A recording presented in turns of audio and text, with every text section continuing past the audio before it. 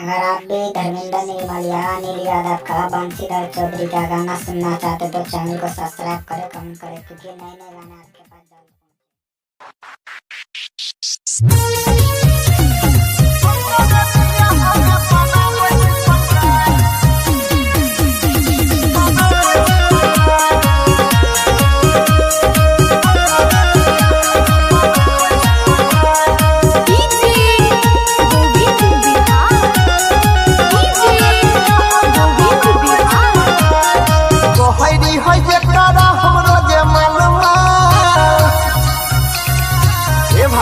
सुना तो है भी है जकरा हमरो जे मालूमा ओकरे किया हमे बनाबै छी पंडाल तो है भी है जकरा हमरो जे मालूमा ओकरे किया हमे बनाबै छी पंडाल छुएरी है छौरिया के गोरे गोरे गाल ओकरे किया हमे बनाबै छी पंडाल।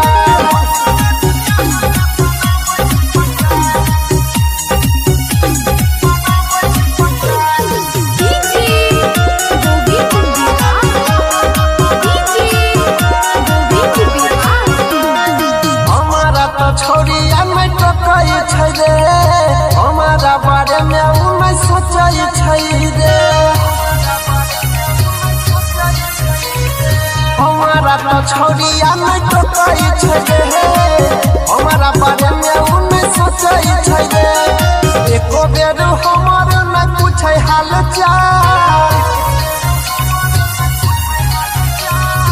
एको बेर हमर न पूछै हाल चाल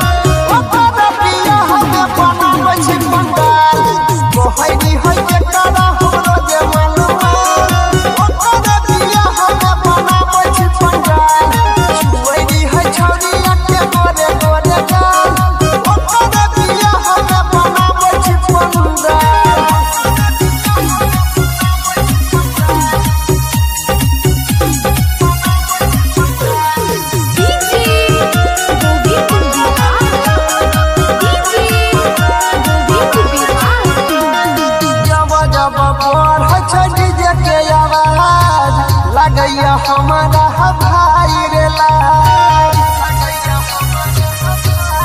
जब जब बढ़ छै डीजे